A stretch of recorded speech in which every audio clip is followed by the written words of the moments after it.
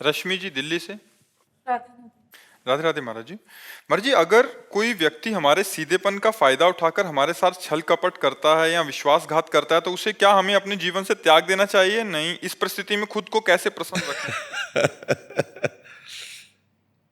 देखो, भगवान के परम भागवत अवतारी पुरुष धर्मराज युधिष्ठिर, भीम, अर्जुन, नकुल, सहदेव अपने बाहुबल से इंद्रप्रस्थ की स्थापना की और पूरे विश्व को परास्त करके सम्राट बने, और शकुनी ने पासे में सब गायब कर दिया।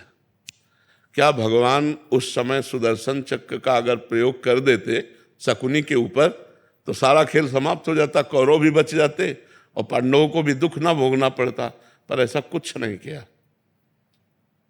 शकुनी ने 12 वर्ष का वनवास और 1 वर्ष का अज्ञातवास पांडवों को निश्चित किया, और ऐसे महावीरों को, ऐसे अवतारी पुरुषों को भारी कष्ट भोगना पड़ा छल के कारण। तो हमें लगता है कि कहीं ना कहीं भगवत विधान होता है। जो आदमी छल कर रहा है हमारे साथ, शायद है कि हमने पूर्व जन्म में उसका कुछ लिया होगा, आज हमें लग रहा है कि वो छल विधान से हमारा ले रहा है, लेकिन पूर्व जन्म में हमने कोई छल किया होगा तो उसी का उत्तर मिल रहा है।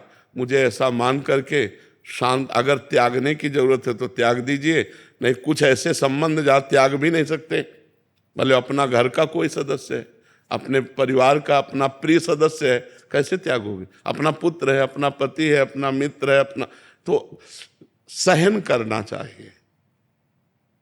मतलब दूसरा उपाय नहीं है, एकमात्र सहन करना उपाय है। कबीरा खुद को ठगाइए, दूसरों को ना ठगे। अगर हमको कोई ठग रहा है तो वो देख रहा है, छोड़ दो उसके ऊपर, जाओ भैया जाओ। जब वो मालिक हमारी तरफ देखेगा तो निहाल कर देगा, और जब उसकी तरफ देखेगा तो बेहाल कर देगा।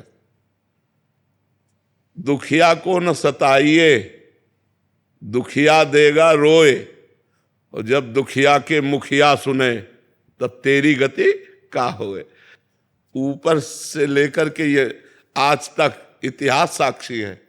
ये छल, ये कपट, ये व्यवस्था पहले से चली आ रही है बड़े बड़ों के साथ। वही तो कह रहा हूं, धर्मराज है भाई। हम लोग तो धर्म से चलेंगे, वो तो धर्मराज है। और छल से मारा कि 12 वर्ष का वनवास, 1 वर्ष का अज्ञातवास। ऐसे महापुरुषों को भी छल, चाहते तो 1 मिनट में शकुनी को निपटा सकते थे भीम। 1 मिनट में केवल गला पकड़ के दबा दे तो जान से मर जाता लेकिन सबकी जड़ शकुनी था, और उसका कहीं बाल बाका भी नहीं किया, और बहुत कष्ट भोगा, बहुत कष्ट भोगा इन महापुरुषों ने। मंथरा ने तो कैकेयी के कान भरे। कैकेयी जी ने हठ ठान लिया, सुबह होने वाला था राज्याभिषेक और शाम के हो गया वनवास तो भाई देखो, हम लोग तो उनके अंश हैं, वो तो स्वयं परमात्मा हैं, बड़े बड़े महापुरुष हैं। कुछ बातें ऐसी होती जो केवल सहनी पड़ती है। कोशिश करो, अगर राजकीय कार्रवाई से तुम बच सकता है तो बच सकता है, नहीं तो शांत सह जाओ, वो देगा, मालिक कहीं से दे देगा। वो बहुत विधान करने वाला है। लड़ाई, हमें तो लगता है लड़ाई झगड़ा छल कपट इसमें सब ठीक नहीं है। शांति से सह जाए तो अच्छा है। देखो कितना सहने की कोशिश की पांडवों ने।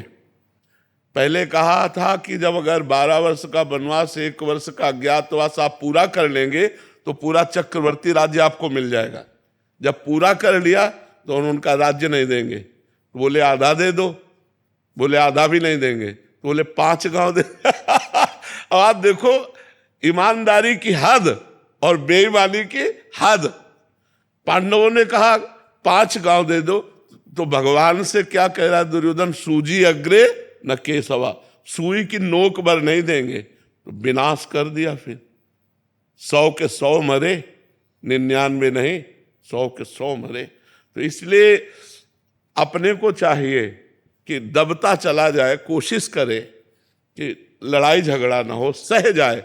और जब ऊपर जो बैठा हुआ सबके देख रहा है, वो जब देख लेगा ना, तो वो जब न्याय करेगा तो विध्वंस हो जाएगा सामने वाला।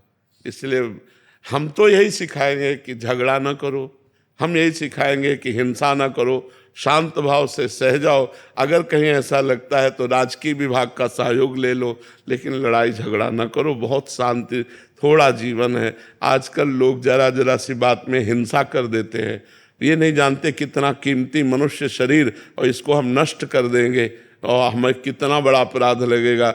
ये सबसे बड़ी भगवान की सृष्टि में ये मनुष्य योनि है, सबसे बड़ी योनि है और बड़ी महिमाशाली है। इसके द्वारा बड़े बड़े पवित्र कार्य किए जा सकते हैं, पर लोग जरा जरा सी लड़ाई में एक दूसरे की हिंसा कर देते हैं, या जरा सा ऐसा समस्याएं आई तो पूरा परिवार जहर खा लेते हैं। ये सब नहीं करना चाहिए। सहना सीखो, नाम जप करो और भगवान के आश्रित रहो। किसी तरह संसार से हम मुक्त हो जाए। नहीं, बहुत कठिन, बार बार जन्म, बार बार मरण, कहाँ तक भोगेंगे यार? कितना भोगेंगे? कितना कष्ट है संसार में। तो इसलिए नाम जप करो।